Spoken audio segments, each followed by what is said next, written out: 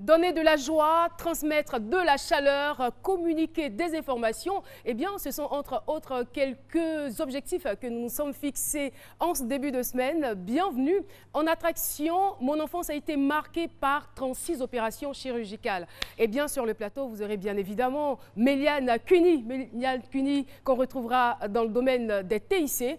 Et puis, Jean-Michel Aunin est là. Il nous donnera donc des informations culturelles, pourquoi pas. Et Aya Lebel pour le bien-être. Voilà, ils sont là. C'est le trio que vous aurez bien sûr avec moi. Et je vous demande tout simplement d'être très bien installés parce que la semaine va véritablement très bien démarrer. On y va parce que c'est midi, c'est maintenant.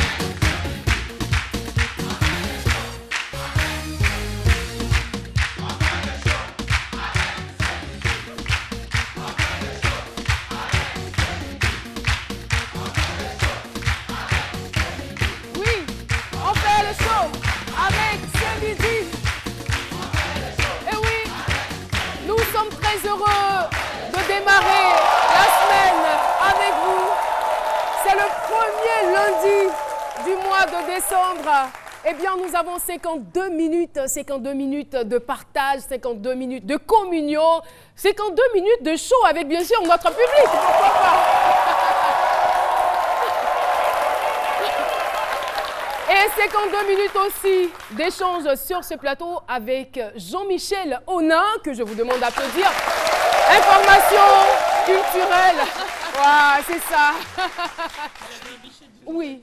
Alors Jean-Michel, au niveau des informations culturelles, qu'est-ce qu'on aura? Alors en premier sujet, on va évoquer un ouvrage, un très bel ouvrage, c'est un bijou littéraire qui évoque les tendances croustillantes et chic des sapeurs à travers plusieurs capitales de la planète. C'est à pas louper. Le deuxième point, ça va être une exposition très enrichissante qui a lieu en ce moment à Abidjan, dans la capitale. Je vous donnerai l'adresse. Et puis on va terminer sur une bonne nouvelle pour les hommes de culture et pour tous les branchés de culture. C'est l'ouverture bientôt dans le centre de la Côte d'Ivoire d'une maison de pagne baoulé. Et je finirai sur de petites adresses utiles qui pourront servir tous ceux qui aiment bien apprendre et surtout profiter des opportunités. Ce qu'on peut retenir, c'est qu'on aura beaucoup d'adresses aujourd'hui. Alors, j'ai envie de dire à vos calepins, prêts, on reste devant son écran. Et avec Aya Lebel, pour parler bien-être. Alors, dans la rubrique bien-être aujourd'hui, petite devinette. Ils sont dans notre maison, ils vivent avec nous, ils nous envahissent et on ne sait plus comment s'en débarrasser. Les cafards. Non. Les fourmis. Un autre indice tout à l'heure. D'accord, donc voilà. On attend de voir ce que ça va donner. Et Méliane Cuny, dans les TIC, toujours de bonnes nouvelles. Aujourd'hui, on va parler de faire son marché autrement. La technologie, c'est pas que les ordinateurs, c'est aussi la bouffe. Quoi. La technologie, c'est pas seulement que les ordinateurs, c'est aussi la bouffe. Elle parle d'elle-même en fait. Il n'est pas gentil. Qui n'aime pas manger? Mais attendez, c'est vrai qu'on parle, on rigole, tout cela, mais vous n'êtes pas inquiet, docteur Philo? À quel sujet? Quand on parle du loup, on voit sa queue.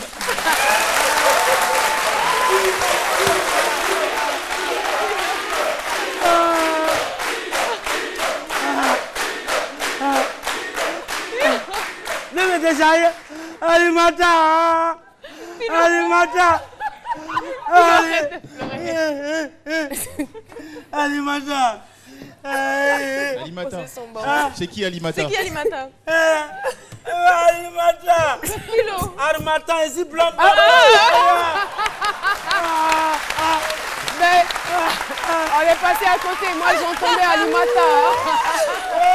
Alimata. J'ai pensé à une déception amoureuse. Non, c'est Alimata. Ici blabla. Il y a au village. Il y a Korogo, Alimata, l'Abidjan, il ne supporte plus.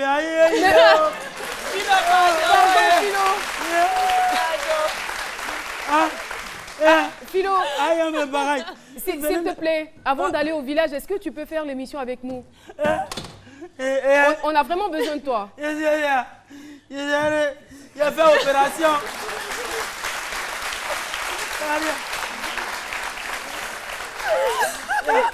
Il a fait plus de 72 opérations. Oh là là. Je ne supporte plus Armatan, il va aller à Korogo. Oh là là. Armatan, lui-même, il est assis là-bas, il a causé à lui, Armatan. Qu'est-ce que tu me veux? Oh là là, c'est triste. C'est triste.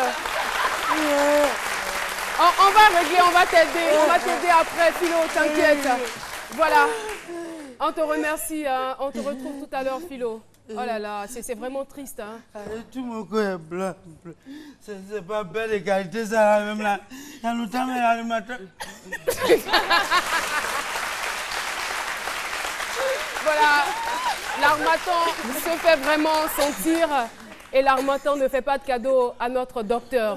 Enfin, ça ira, on va te soutenir, t'inquiète. Les climats sont mélangés. Voilà. Avant, on disait climat baoulien, climat soudanien. Mais on peut changer un peu. Oui. On peut prendre climat koulangoyen, climat hébrien. Eh oui.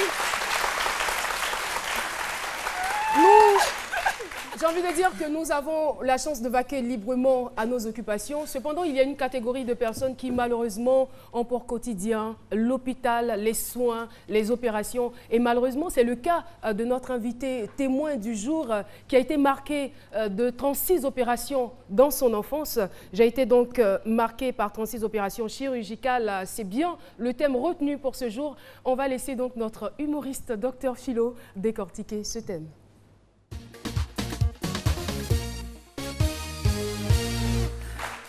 Merci.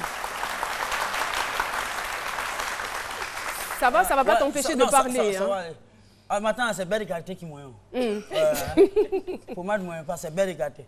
Mais mon enfance marquée par 36 opérations, c'est que cette personne, vraiment, c'est une personne qui est assise. Une dimension spirituelle, parce que tu as vécu elle la mort 36 fois. Ça, c'est pas permis à tout le monde. Donc, la personne doit être grande spirituellement. Et ce que je peux dire, c'est que même à Bi, quand Toklo vient coudre, parce que l'opération, c'est ça. On coupe. Abi, tu donnes à Toklo. Ça se déchire, il coupe, ça se déchire, il coupe. Lui-même, je viens te dire, madame, il faut changer. Lui-même vient te dire, madame, il faut changer. Et aujourd'hui, on parle de réchauffement climatique. Parce que vous savez, les opérations, c'est... Quand on t'opère, on dit qu'avant de manger, qu'est-ce qu'il faut faire d'abord? Je suis vraiment pressée de voir le lien. Entre réchauffement climatique et opération. C'est l'analyse d'un expert. C'est la fin qui compte pas le début. D'accord. Le réchauffement climatique, on parle de la COP 21. Bon, quand on t'opère, on te dit qu'il faut faire du vent avant de manger. Quand ce vent monte 36 fois, imagine si tu as fait 23 fois, fois 36, ça fait combien de vent à l'air? Donc, quand c'est comme ça, il y a un réchauffement climatique. C'est pas bon. Il y a un réchauffement climatique. Et quand c'est comme ça, c'est une personne qui en avance sur nous. Oui. Le moment où les gens parlent pas de la COP 21, la personne est à la COP 36. Pas 36, les opérations 36 vents. Vous voyez un peu? Donc il y a une dimension spirituelle qui est là. Vous voyez, et quand quelqu'un est toujours opéré, moi par exemple, moi aujourd'hui je n'ai plus besoin. Moi j'ai ce qu'on appelle la quoi. Ouais, quoi. Tu sais la quoi? Non. COA. Voilà, certificat d'opération aptitude. J'ai une aptitude en opération, maintenant je ne paie plus les opérations. Parce qu'on sait que tôt ou tard, ils vont faire. Tôt ou tard, ils vont faire. Et moi-même là, mes ciseaux là, sont là-bas. Des ciseaux certifiés ISO-Philo. C'est placé dans mon ventre là-bas. On n'a pas besoin de changer de matériel. Ça est dedans. Ils ont mis une poche. Les ciseaux là sont là, les fers là sont là. Comme on prend, on fait pour moi. C'est comme il ne faut pas utiliser l'âme à elle, même chose. Il a dit une femme que chaque fois opérée, je vais terminer. C'est pour l'opération, il faut soutenir cette personne. Mais en fait, moi, je l'entends, je l'écoute, mais en même temps, je me pose la question, je veux savoir l'utilité de cette éponge autour de son cou. C'est le déménagement, tout ça. C'est le déménagement. Ça, le matin, tu peux te laver à n'importe quel moment. Mais cette femme, pour terminer, tellement l'opère un jour, ils ont oublié, le chirurgien a oublié son téléphone dans le ventre de la dame. Oh, le téléphone était si vibreur. Oh, chaque fois, la femme là, c'est elle qui fait. C'est elle qui prédit l'avenir des gens au quartier. Dans le téléphone est si vibreur. C'est ça qui vibre. Qui vibre dans son ventre. Tu sais, il est contre tes intérêts, hein, Jean-Michel Honin. Ah bon? Voilà, depuis, il me dit de t'arrêter, mais bon, voilà. Il a une poche de ciseaux dans le ventre. C'est quoi les placaliers on prend Pardon. C'est quoi Pardon, Philo. Alors, je veux savoir autour de cette table, en dehors de Dr Philo, est-ce qu'il y a quelqu'un ici qui a déjà été victime d'une opération chirurgicale ou qui a subi une opération chirurgicale? Moi, oui. En quelle année? En 2013. Ok. Non, hein, jamais. toi. Et je veux dire, je m'en souviens parce que, étant asthmatique, je fais de l'allergie. Donc, on m'a dit on allait me coudre l'orteil, le gros orteil, mais sans anesthésie. Ok. Parce que je n'allais pas supporter. T'inquiète, on va se recevoir en invité témoin un jour, ça ira. Avez-vous déjà subi une opération chirurgicale? C'est donc la question de notre micro-trottoir. Voici les réactions en images. Je n'ai jamais subi d'opération chirurgicale et je ne souhaite même pas subir d'opération chirurgicale. Je n'ai jamais subi d'opération chirurgicale et vraiment je n'en souhaite pas. On m'a fait endormir. En tout cas, ça m'a paru un peu bizarre. Du coup, je me lève et puis je vois que le travail était déjà fait. Voilà, je n'ai pas trop senti. J'ai reçu une opération chirurgicale au niveau de mon œil, l'œil droit. Voilà. Donc, c'était bien quand même. Voilà. Mais c'est un peu duré, quoi. Voilà, je suis de Kouroudi, à l'ophtalmologie, je pense. Voilà. Donc, ma foi, le plan, c'était bien. Non, je n'ai pas encore suivi d'opération chirurgicale et je suis en bonne santé. J'ai fait 8 mois à l'hôpital avant de venir. On m'a même opéré. Tout ça, maintenant, ça va. Maintenant, j'ai pris bien ma forme aussi. Je commence à aller très bien maintenant.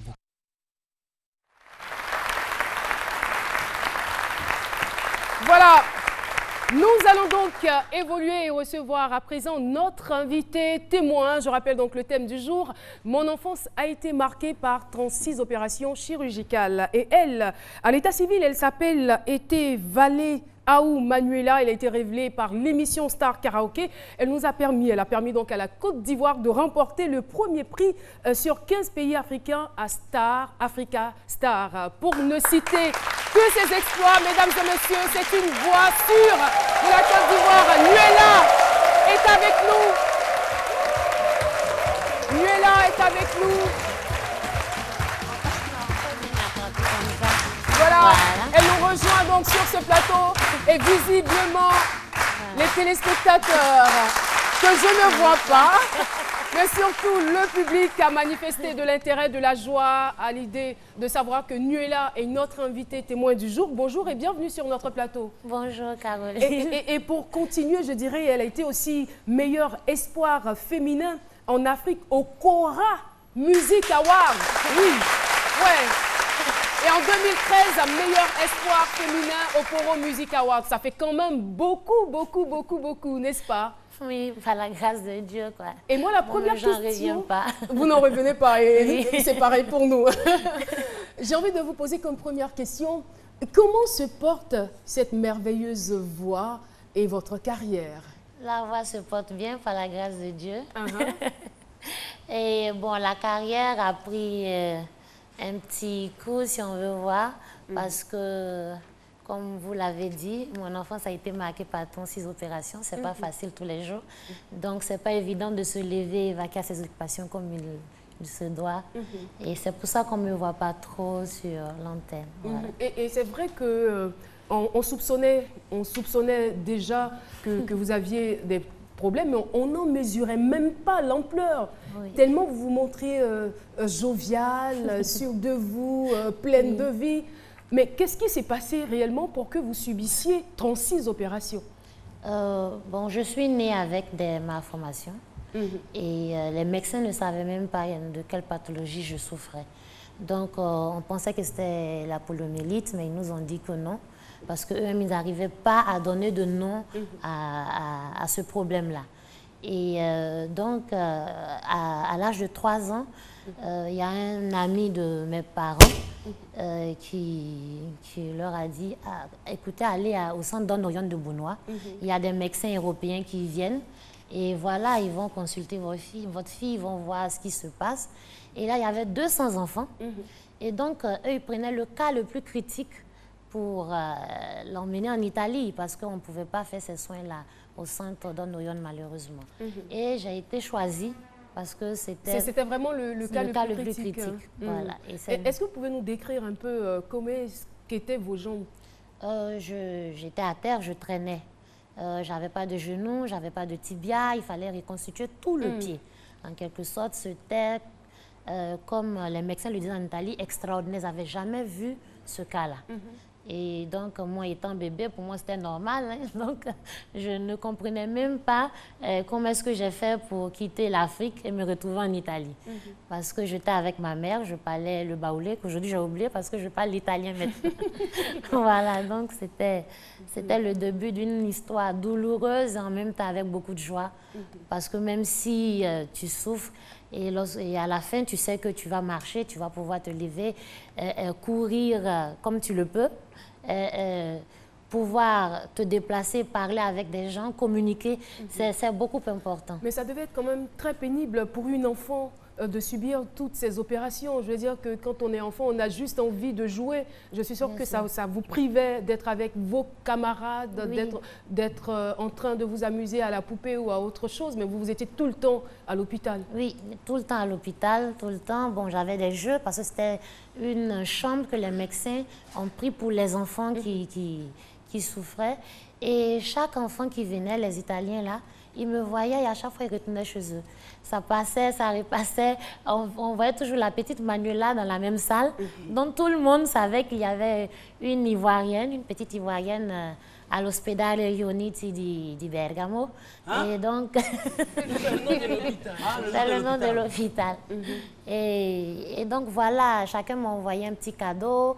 On voyait les parents venir voir leur enfant. Moi, je n'avais pas cette chance parce que mes parents étaient en Afrique. Ils souffraient parce qu'ils ne pouvaient pas être en contact avec moi. Et pareillement aussi pour moi, parce que j'avais envie de voir ma maman, mes frères, mais ce n'était pas possible. Mais grâce à Dieu, j'ai une famille d'accueil là-bas qui venait me voir. Mais ce n'est pas ça. C'est des Italiens. Ils te donnent tout l'amour du monde. Mais il y a quelque chose qui te manque.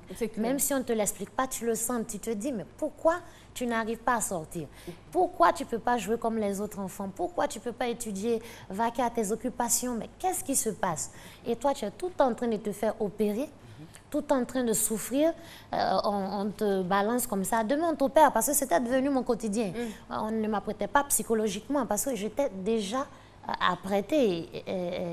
Je ne sais pas comment dire, mais... Pour vous, c'était votre vie, c'était quelque chose de normal en fait pour vous. Et chaque fois, vous anesthésiez comme ça? Oui, l'anesthésie générale. Normalement, je vais vous appeler Anastasie. Mais je vais poser une question très importante. Une question très importante. Et si en Italie, il y a l'harmattan? Parce que mon problème, c'est l'harmattan. Ah bon? Papa, il y a la neige. Comment ils sont déjà blancs là? Il y a la neige qui fatigue beaucoup. Mais l'harmattan, là, non. On a certainement quelques réactions Facebook. Aya, on reviendra à toi tout de suite. D'accord, on a... Excusez, on a Romain Cassou qui dit, franchement, je vais te poser une question. Est-ce que tu crois en Dieu?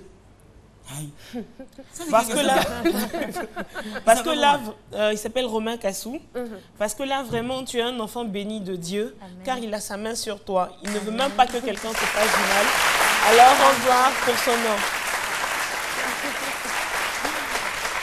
Il me donne les larmes aux yeux. Ouais, c'est vrai. Je ne voulais pas pleurer, mais... Non. Oh non!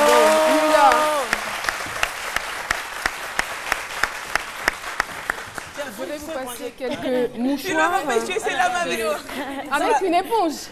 Non, mais quand l'âme est trop là, c'est l'éponge qui peut faire.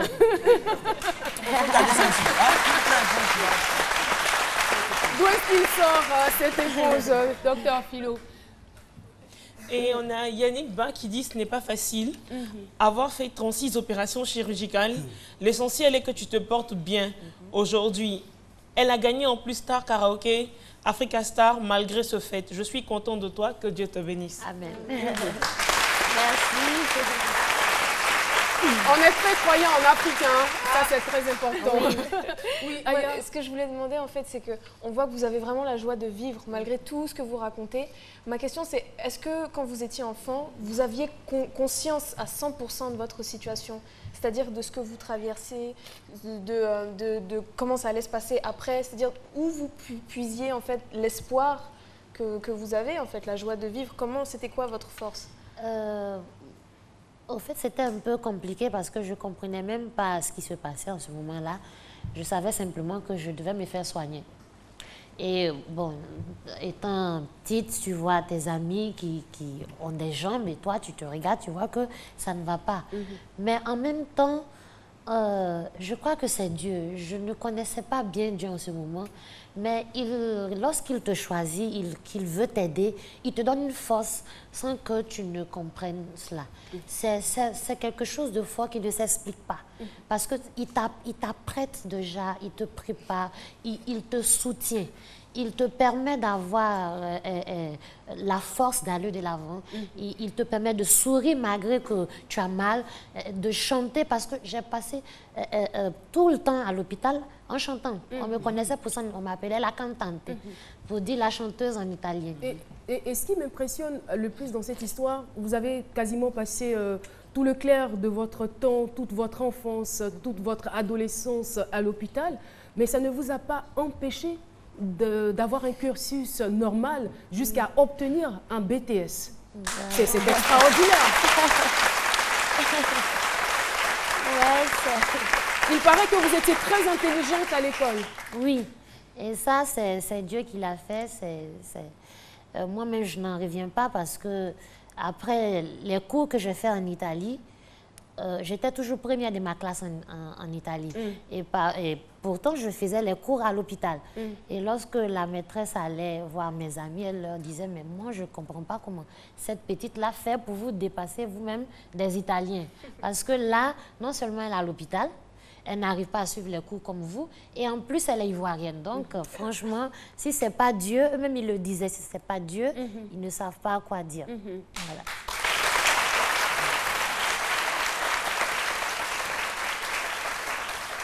Et l'histoire est tellement émouvante et touchante. J'ai envie de savoir quel est le quotidien de Nuela. Présentement, le quotidien de Nuela, c'est beaucoup de douleur parce que j'ai dû arrêter mes soins par manque de moyens et manque de force aussi pour vaquer à des occupations ou des prestations. Donc, vous savez, après avoir subi 36 interventions, il faut beaucoup suivre les traitements. C'est très important pour les os surtout. Parce que les prothèses que je porte pèsent. Chaque pied font 5 kilos. C'est pas évident de se lever tous les jours. Donc ça fait 10 kilos que vous portez. Ça fait 10 kilos, oui. Ça fait 10 kilos. Mais ce qui me donne la force, c'est le fait de savoir que malgré tout ce parcours douloureux, Dieu m'a permis d'être toujours là. C'est clair. Voilà, donc je lui dis toujours, il faille que je me lève, il faille que je fasse quelque chose. Et j'ai bien aimé l'anecdote sur Star Karaoké, où un de vos camarades, de vos adversaires, si je peux m'exprimer ainsi, vous a surpris en train de vous soigner. Oui, vous aviez donc une Star. mallette. Ah, c'était Africa Star. Vous aviez donc une mallette de médicaments. Il est tombé comme ça sur vous. Il a vu des plaies. Il était étonné. Il dit, attends, c'est ce que vous vivez, n'est-ce pas? Oui. Ce qu'il m'a dit, c'était le candidat du Cameroun, Guy Michel. Il m'a dit comme ça, mais attends, tu souffres comme ça chaque soir et tu viens, tu amuses la galerie tous les jours. J'ai dit, mais c'est ma vie. Le soir, je pleure avec Dieu. Je lui dis tout ce que je ressens. On se bat, même si je ne le vois pas, on se bat. Et puis le lendemain, voilà, on est dans la vie, on rit et on joue. Parce que comme on dit, on vit maintenant avec la douleur. Donc, arrivé un moment, il faut comprendre aussi que si on n'apprend pas à prendre sur soi cette douleur, on ne va plus faire quelque chose. On va passer toute notre vie à pleurer, à dire, mais pourquoi je suis née? Mais Seigneur, non. Aujourd'hui, c'est vrai que je viens de témoigner, mais il y a des personnes qui sont à l'hôpital, qui ont fait 10 ans, qui sont là-bas, qui n'arrivent même pas à réaliser leurs rêves. Et moi, Dieu, malgré cela, il m'a permis de gagner Star Karaoké, Africa Star, être nominée, croiser de grosses têtes de la musique africaine. C'est Bankana Maïga.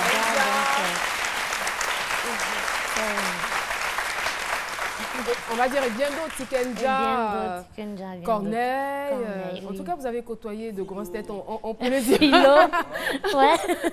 Docteur Philo. Et je veux dire, vous êtes tellement soumise à des soins que tout ce que vous glanez comme argent est obligé de partir. Oui. C'est-à-dire que vous avez eu des prix, Cora, qu'on a cités, mais vous en avez énormément besoin parce que vous avez encore des opérations, des interventions chirurgicales en attente. Non, maintenant, ce n'est plus des interventions, mais c'est plus les prothèses. Des prothèses. Qu'on va changer. Parce que c'est ces prothèses-là qui me soutiennent. Et lorsque elles deviennent défaillantes, c'est compliqué de se déplacer, ça agit sur le pied même et ça peut me mettre... Elle me voit sourire parce qu'elle sait, elle m'a dit non, on n'en parle pas, mais moi je vais le dire. C'est-à-dire qu'elle vit tellement sa vie, elle vit pleinement sa vie. Et, je veux dire, ce handicap ne l'a pas empêchée d'avoir un joli bébé. Elle a un enfant, Nuela. Après donc son mariage coutumier, elle a décidé de faire un enfant. Alors pourquoi je dois m'arrêter? Même si je n'ai pas tout ce qu'il faut, je suis une femme heureuse, je suis épanouie. C'est bien ça. Oui, mais je te remercie parce que c'est vrai que je ne voulais pas en parler.